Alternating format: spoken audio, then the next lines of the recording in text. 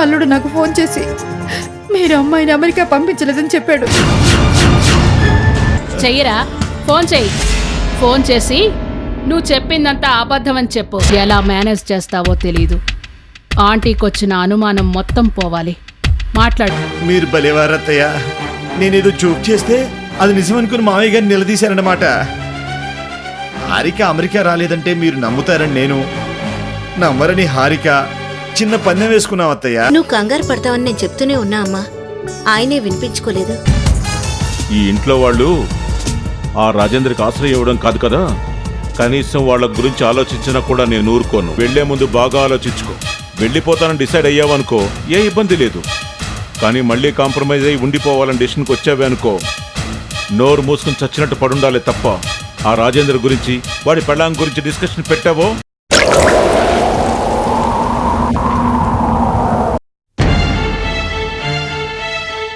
పోనీలే అన్నయ్య కదని ఊరుకుంటుంటే రెచ్చిపోతున్నాడు. ఈయనతో కలిసి ఉండడం జరిగే పని కాదు. ఒక్కసారి ఇల్లు వదిలితే గానీ మన విలువ ఏంటో తెలిసిరాదు. సుందరం, ఇది నా రిజిగ్నేషన్ లెటర్. దీన్ని తీసుకెళ్ళి అన్నయ్యకి ఇచ్చే. ఈ రోజుతో నాకు ఈ కంపెనీకి ఎలాంటి సంబంధాలు లేవు.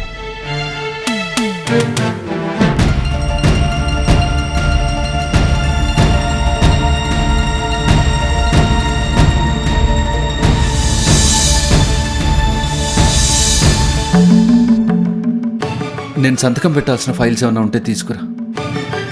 ఈరోజు ఆఫీస్తో సంబంధం తెంపుకుంటే రేపటి నుంచి ఇంటితో కూడా సంబంధం తెంపుకోవచ్చు. బాగా ఆలోచించే ఈ నిర్ణయానికి వచ్చారా సార్? ఇంకా ఆలోచించడానికి ఏముంది సుందరం? చూస్తున్నావు కదా రోజు రోజుకి ఆయన ప్రవర్తన ఎంత నీచంగా తయారవుతుందో. కేవలం అన్నయ్య అనే ఒకే ఒక్క సెంటిమెంట్ ఆయన్నేమి చేయకుండా ఆపేస్తాడు. ఇప్పటి వరకు చాలా విషయాల్లో ఓపిక పట్టాను సుందరం. ఇక నా వల్ల కావట్లేదు. ఆయన నుంచి దూరంగా వెళ్తే గానీ నా విలువేంటో తెలీదు. మీరు అనుకునే అంత సీన్ లేదు సార్. మీ అన్నయ్య గారి గురించి మీకంటే నాకే బాగా తెలుసు.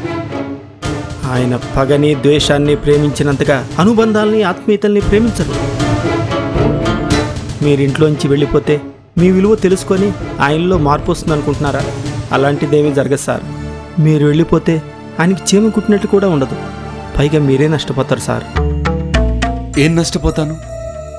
ఆస్తిలో వాటా రాదు, అంతే కదా. ఎవడికి కావాలి ఆస్తి? ఎక్కడికి వెళ్ళినా నా భార్యను పోషించుకోగలిగే స్తోమత నాకుంది. నాకు ఈ ఆస్తిపాస్తులు అవసరం లేదు సుందరం. ఆస్తులైతే మీకు అక్కర్లేదు. కానీ మీ అన్నయ్య గారు మీ పేరు మీద తీసుకున్న లోను సంగతి ఏం చేస్తారు?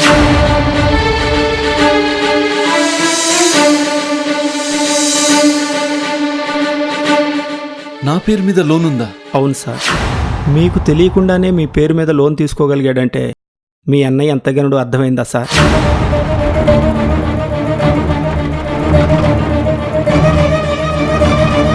ఇప్పుడు మీరు మీ అన్నయ్యతో గొడవపడి ఇంట్లోంచి వెళ్ళిపోతే మీ అన్నయ్య మీ మీద కోపంతో లోన్ కట్టడం ఆపేశారనుకోండి, అప్పుడు ఇది మీ మెడకే చుట్టుకుంటుంది. మీరు ఎలాగో కష్టపడి మిమ్మల్ని మీ భార్యను పోషించుకోగలరు. కానీ 50 లక్షలు లోన్ ఎలా తీరుస్తారు సార్?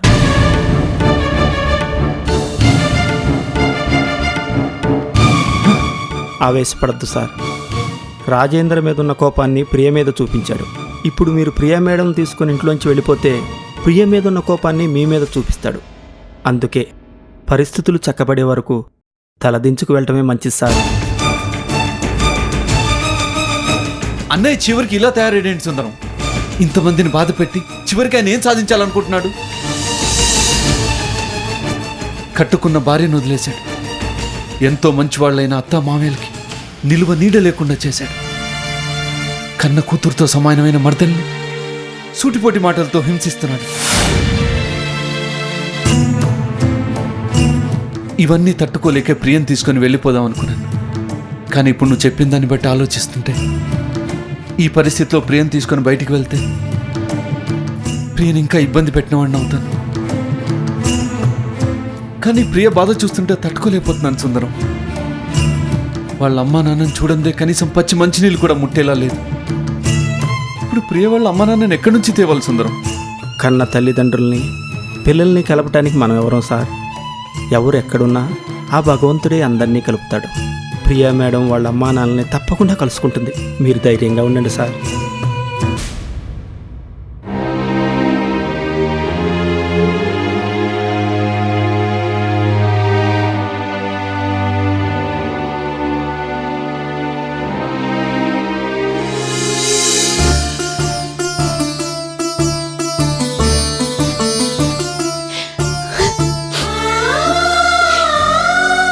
ఈ చేతులతో మీకు పంచపక్ష పరవాణాలు వడ్డించాను.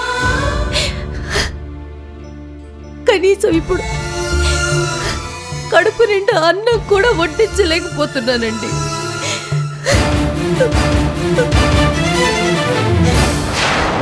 ఎందుకు బాధపడుతున్నావు భువన? ఈ లోకంలో తినటానికి ఈ మాత్రం కూడా తిండి లేని అభాగ్యులు ఎంతో మంది ఉన్నారు భువన. వాళ్లతో పోల్చుకుంటే మనం ఎంతో అదృష్టవంతులు. కనీసం 4 మెతుకులన్నా నోట్లోకి వెళ్తున్నాయి. అన్నం పరబ్రహ్మ స్వరూపం భువన. ఉన్నది పిడికిడైనా సరే అన్ని రుచులు దానిలోనే ఉన్నాయనుకొని సంతృప్తిగా భోంచేయాలి. లేని దానికోసం ఆలోచించకూడదు.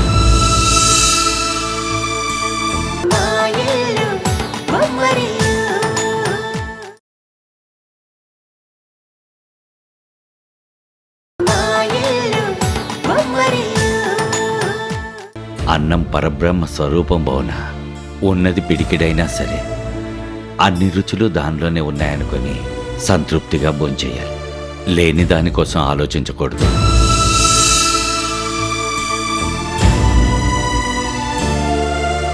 అమ్మా,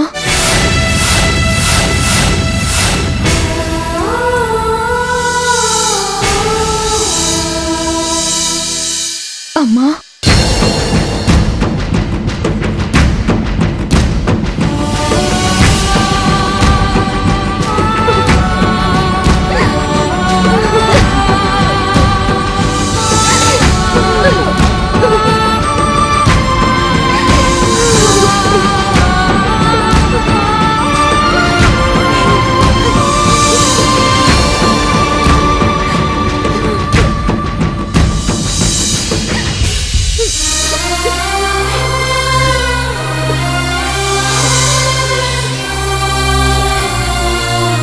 ఏంటమ్మా మీకు ఈ పరిస్థితి? అంతా నా వల్లే కదమ్మా.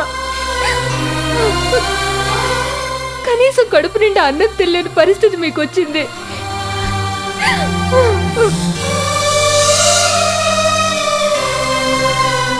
ఇదిగమ్మా, మీకోసం నా చేతులతో నేనే వండి తీసుకొచ్చాను.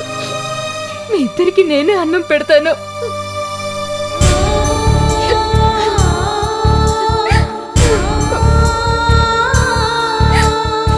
అసలు నువ్వెందుకమ్మా ఇక్కడికి వచ్చావు? మేమిక్కడున్నామని నీకెవరు చెప్పారు? నేనే చెప్పాను సార్.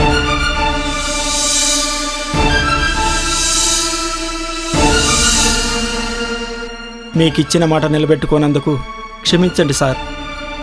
ప్రియా మేడం పరిస్థితి చూశాక చెప్పకుండా ఉండలేకపోయాను.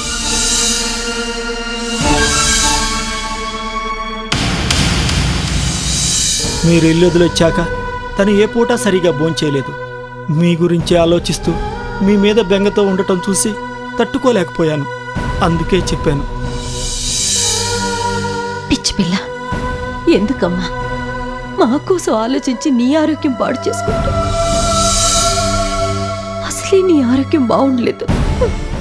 ఆరోగ్యం బాగోలేకపోతే పర్వాలేదమ్మా, కానీ మనసు బాగోలేకపోతే నయం చేయడానికి ఏ మందులు లేవమ్మా.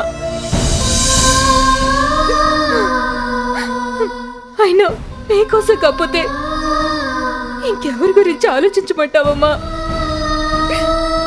మీరిక్కడ బాధపడుతూ ఉంటే నేను అక్కడ సంతోషంగా ఎలా ఉండగలమ్మా?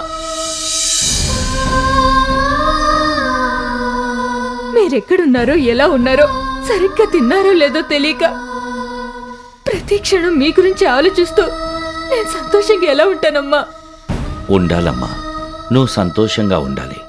నువ్వు సంతోషంగా ఉండకపోతే ఈరోజు మేమున్న ఈ స్థితి స్వయం కృతాపరాధమే అవుతుందమ్మా. నువ్వు సంతోషంగా ఉండాలనే కదమ్మా ఆ హరి ముందు తలదించుకొని వాడి వల్ల ఎంత నష్టం జరిగినా ఓర్చుకుంటూ చివరికి నీడనిచ్చే ఇంటిని కూడా వదిలేసొచ్చావు. ఇప్పుడు నువ్వు సంతోషంగా ఉండకపోతే మేం చేసిన దానికి అర్థమే ఉందమ్మా. నేనెంత పెద్ద తప్పు చేశానో నాకిప్పుడు అర్థమవుతుంది నాన్న. నేను చేసింది తప్పని మీరు చెప్పినందుకు మీ మీద ద్వేషాన్ని పెంచుకుంటే దాన్ని పావుగా పెట్టి మీ మీద పగ తీర్చుకోవడానికి ప్రయత్నించాడు హరి బావ. మూర్ఖత్వంలో నేను అతనికి సహకరించాను. అప్పుడు మీ విలువ తెలియక మీకు దూరం అయ్యాను. ప్రియా, ఇప్పుడు మీ విలువ తెలిసి మీకు దగ్గర అవ్వాలనుకున్నా పరిస్థితులు మనల్ని దూరంగా ఉంచాయి. ఈ పరిస్థితులన్నిటికీ నేనే కారణం. ఎందుకమ్మా బాధపడతావు? నీకో విషయం చెప్పనా? ఆస్తులు అంతస్తులు ఉన్నప్పటికంటే కూడా ఇప్పుడే మాకు చాలా సంతోషంగా ఉంది. ఆస్తులు అంతస్తులు ఉన్నప్పుడు అభిమానించే కూతురు లేదు. ఆస్తులు అంతస్తులు పోయిన తర్వాత అభిమానించే కూతురు మా దగ్గరుంది.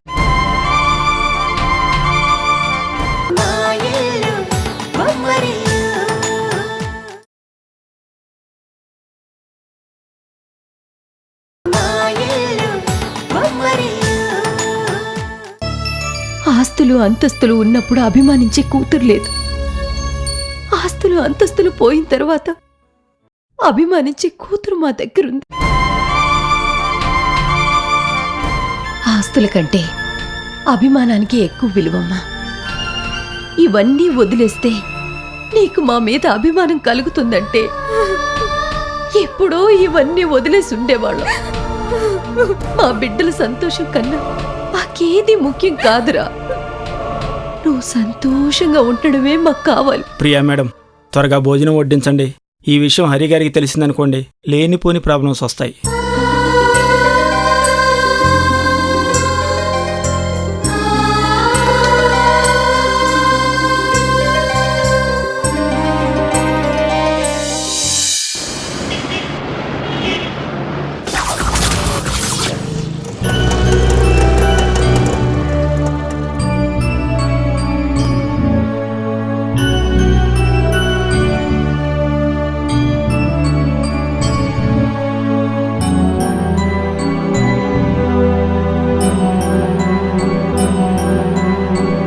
ఆగు.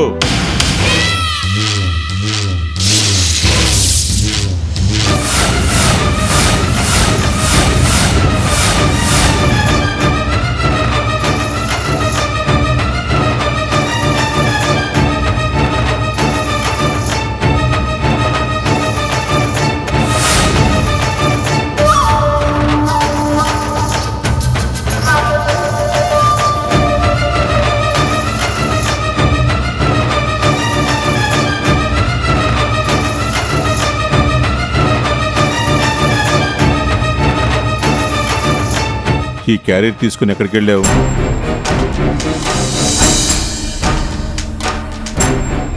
స్కూల్లో చదువుతున్న పిల్లలకి లంచ్ తీసుకువెళ్ళావేమో అనుకుంటే నీకు పిల్లలే లేరు, గొడ్రాలివి కదా.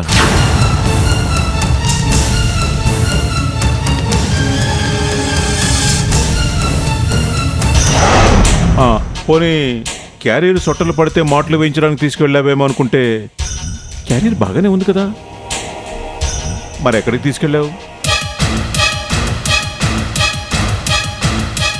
అడుగుతుంది నిన్నే, ఎక్కడికి తీసుకెళ్ళావు?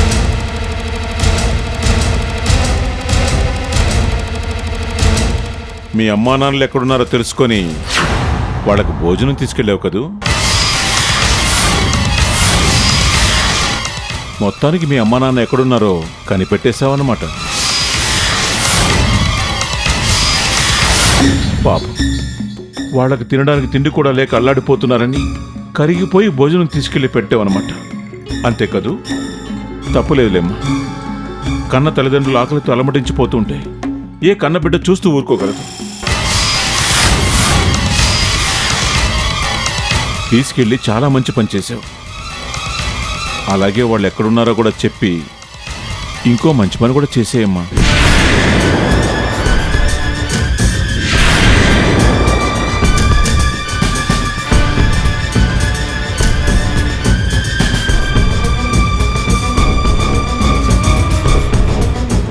అడుగుతుంది నిన్నే.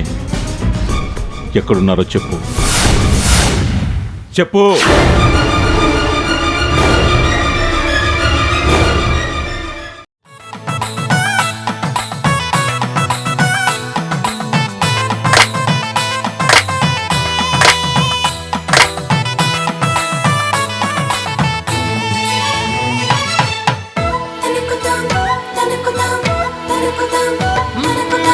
ఎక్కడిదో అల్లరి గాలి సరదాగానే వీచే చిన్నారి కిన్నెర సాని పయనాలేమో చూసి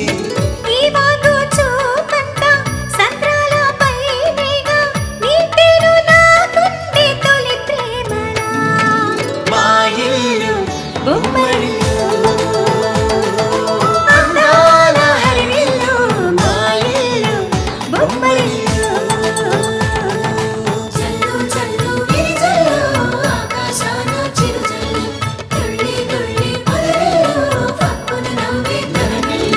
మా ఇల్లు బొమ్మరిల్లు.